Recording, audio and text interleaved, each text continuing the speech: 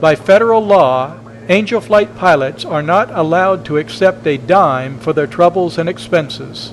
They become volunteers knowing the cost and knowing the dedication this work requires.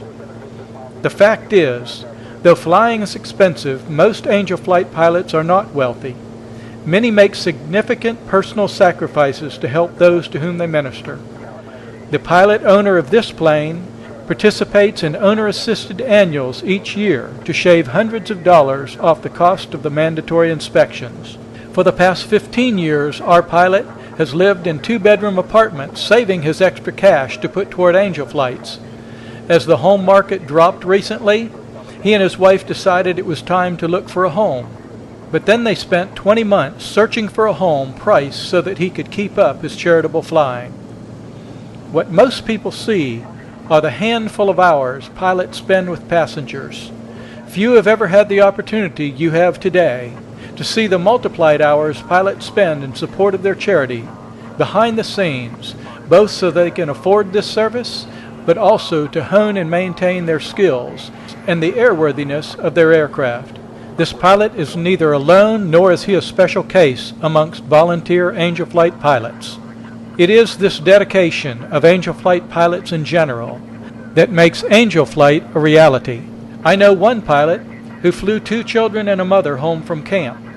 The round-trip flight took only 3 hours, but a child with a magic marker accidentally drew on the leather in the aircraft, and the pilot spent the better part of 3 days carefully trying to remove most of the stain. You would think this may discourage a pilot from future flights, considering the large investment made in that aircraft. But since that experience, this pilot has flown 47 Angel Flights and has a half a dozen scheduled for the future. Now, what drives pilots to take their prized possession and one of the biggest investments of their lives and use it to help others like this?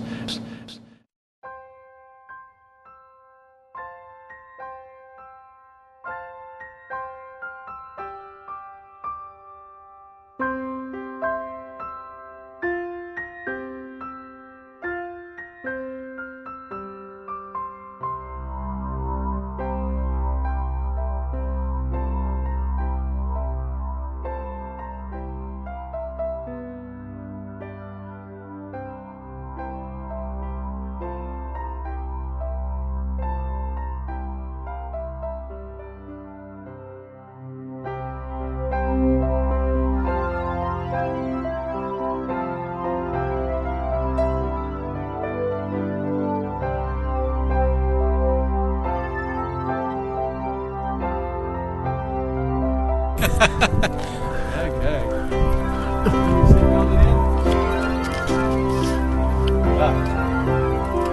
He's trying to get me fines every which way. Here, is that twisted? Yeah, I think it is a little bit. You got a coat on today, so make it a little bit bigger. A little bit bigger. You got that right, Anthony? Yeah. Okay.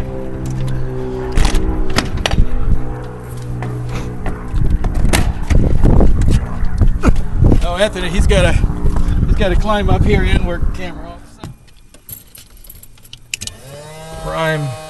Prime our fuel there.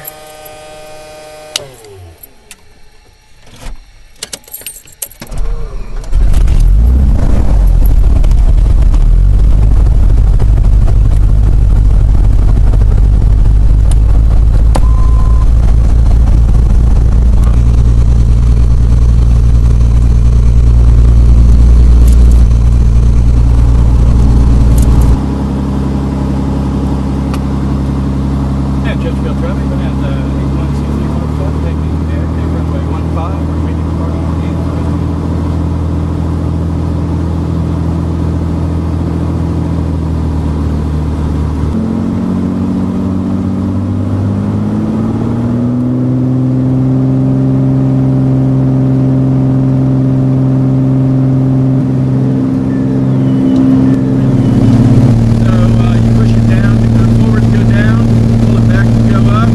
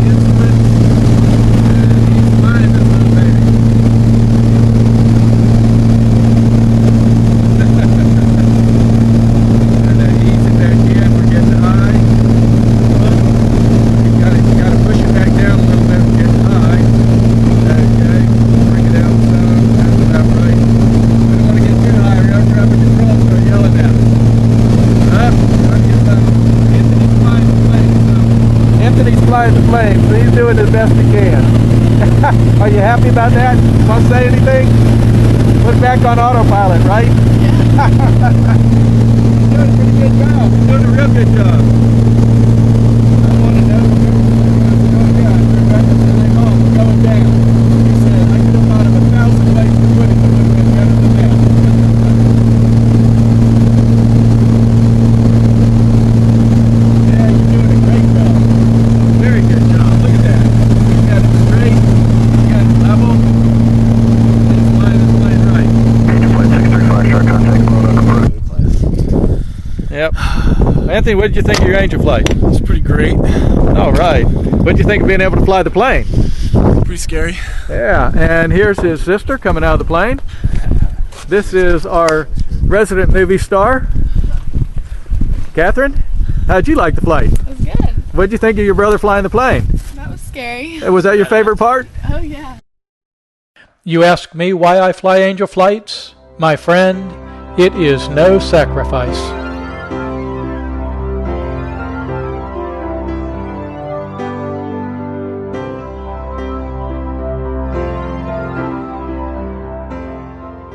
When I met this little girl, I gave her a hug and then jokingly said, "I see you're taking your mommy on an airplane ride today."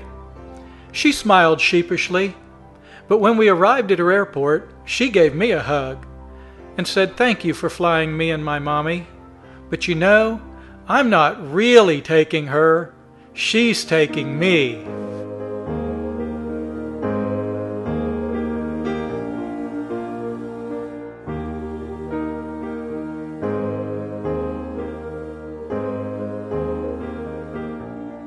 After arriving, this lady hugged me and said, "You really are an angel." And some people still ask why pilots fly angel flights.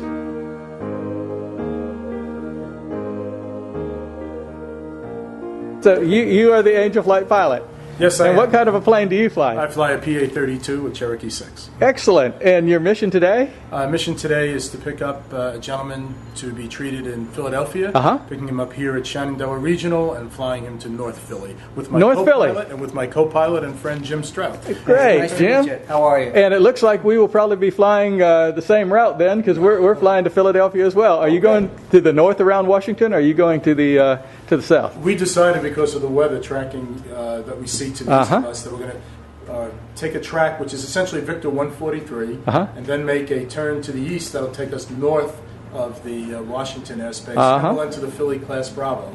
And Great, they'll just great. direct us into North Philly. Well, we'll be taking the same route, so maybe we'll wave at each other in the air. We'll be looking I for think it. you'll be Hopefully leaving see before you. we do. Hope we don't get close enough that we can see one another. There you go. That's right. That's right. We don't want to get too close.